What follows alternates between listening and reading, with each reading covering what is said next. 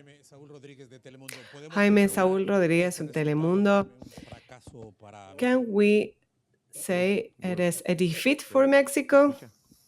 It's a failure? Well, tough. If you generate opportunities as we did, if the man of the match is the opponent's goalkeeper, and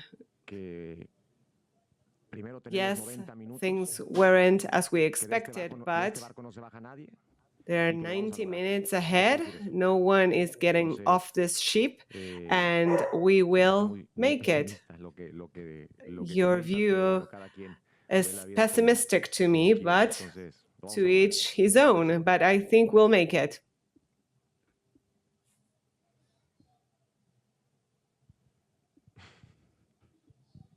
Hola, Jaime. Buenas noches. Hello, Jaime. Good evening. What happens in the beginning of second halves? Because with Uruguay, Jamaica, now Venezuela, it is then when the goals find our net. Well, yes, and we are working on it. It is as if we get disconnected and it takes some time to get back to the same level. I thought that we were more connected today when we came back, but well, Julio saved one before the penalty kick, and then they had two very harmful situations. And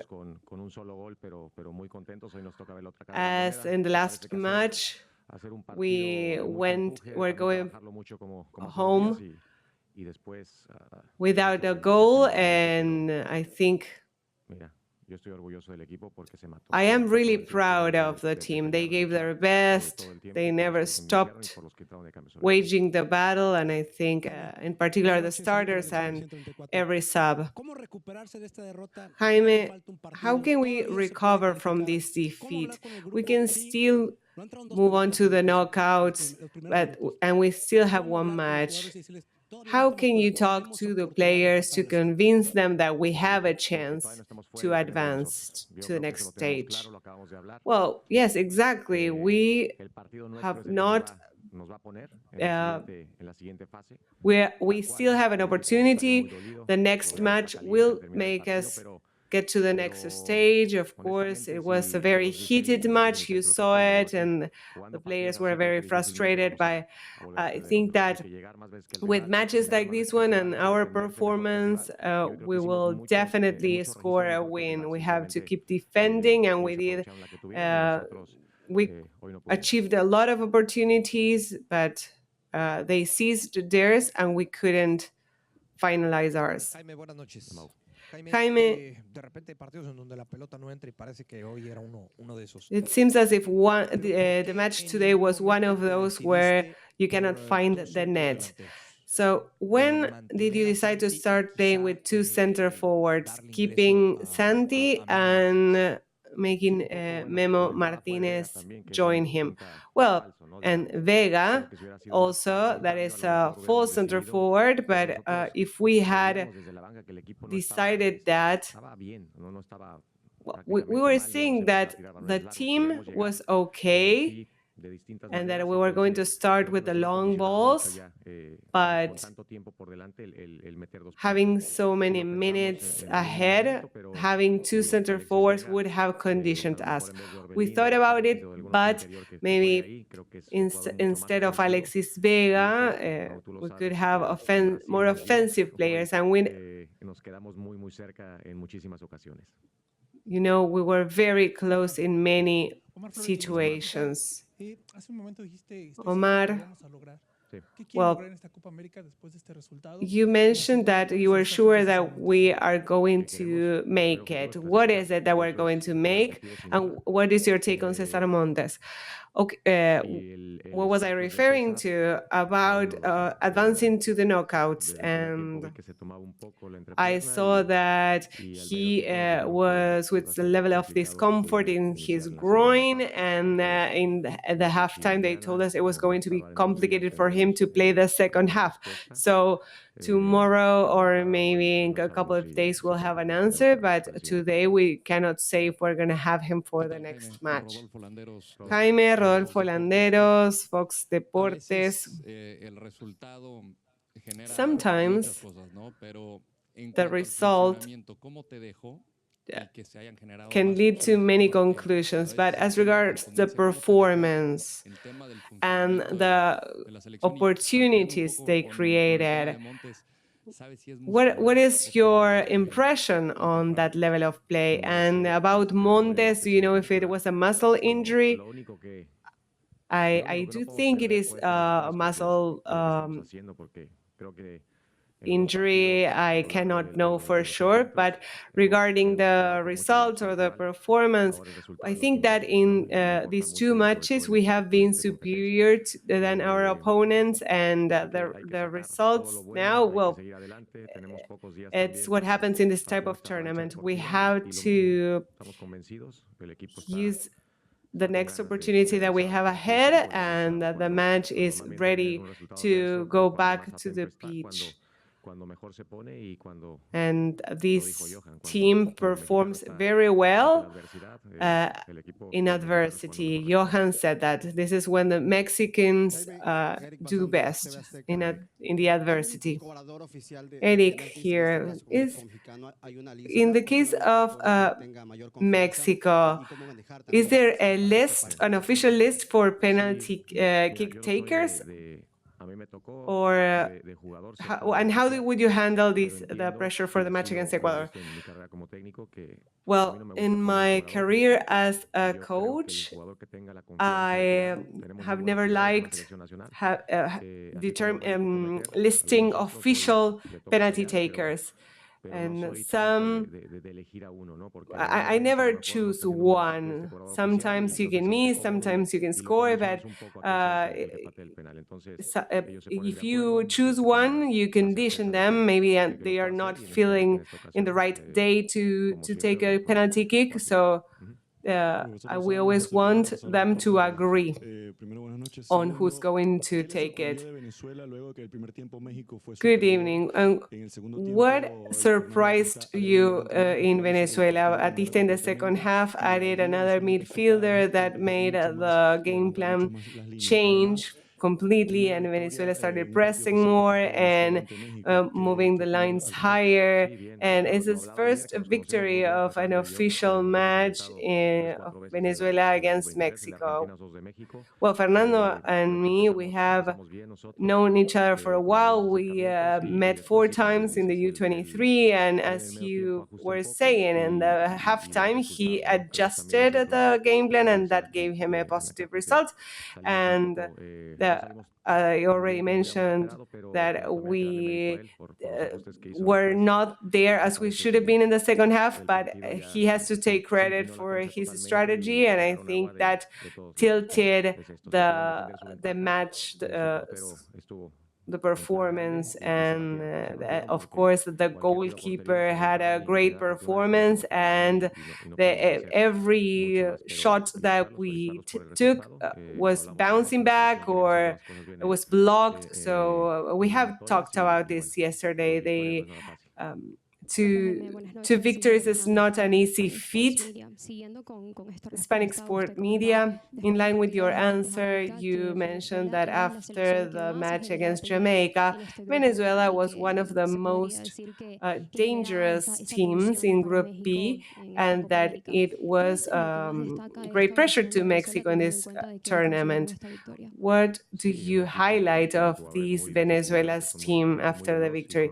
Well, they have disruptive players, fast players. Rondon, he is the spearhead. He knows how to play long balls, and he assists very well. He knows how to pass the ball precisely, and Venezuela is really seizing the qualities of its players. We have been trying to control our traits and try to be clear in our build-up of the play, and we generated chances. And as I mentioned, I think we did deserve more. I don't know if a victory, but we created many opportunities, and I think that in those elements I mentioned was the key for the victory. Hello, Jimmy, coach, here, Diario El Mundo. I think that today, even if Mexico did not play poorly, it is still having issues for finishing every opportunities. Santi did not have his best match, and Alexis Vega teamed up with him, but Venezuela closed the spaces very well. So what can we do to turn the page and stay in this tournament, given the tough time we're having without Mexico's captain Alvarez? Well, yes, Santi is contributing a lot. Well, I remember one long pass by Chavez, and then again the goalkeeper in Venezuela blocked it, as he blocked 6 or 7 shots. So we had many opportunities to lead in the scoreboard, and it didn't happen, but we have to work on it. We have to really seize those opportunities, because this cup is complicated. It's tough to compete in it, it's tough to win it, and every national team will have these will have different opportunities to damage the rival. So we have to be decisive and use everything to win. Hello, Cadena Nacional de Venezuela. Hi, Cesar. To us, your criterion is very important to understand the evolution of our football, the football of La Vinotinto, of the Venezuelan national team. And these are historical victories to us. We're very motivated, and our country is happy. What can you contribute to us from a football standpoint? Well, I think your players are in great shape, and Fernando has convinced his players of his strategy, and when there is hard work to support these results, it's easier. And I think that in the match against Ecuador, you had great build-up play, and you were able to lead, and in our case, it was the same. Well, in the case of Ecuador, they were one man down, but today you're also taking home the 3 points and almost, practically the qualification to the next round.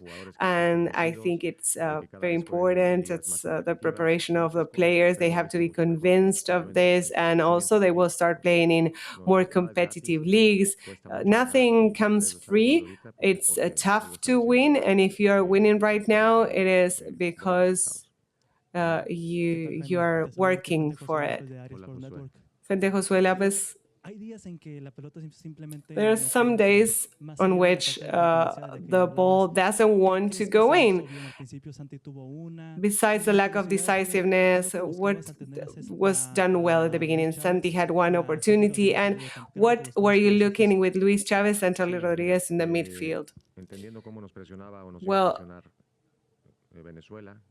with my prediction of how Venezuela was going to pressure, we had to have alternatives. And given Charlie is playing his club and how he understands the game plan, we thought that he was going to contribute in this match. Orlin was one of the subs. Then Chavez, well, he had a great level of war down, and he plays well throughout the field. He has great ball control, and Chavez was helping with the possession, with the pressure, and also with Romo to defend a bit better.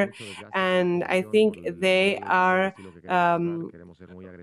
They get tired because of their positions and how they manage the ball possession. And when we have ball possession, we want to be able to overcome a first pressure and then to be able to build up our game.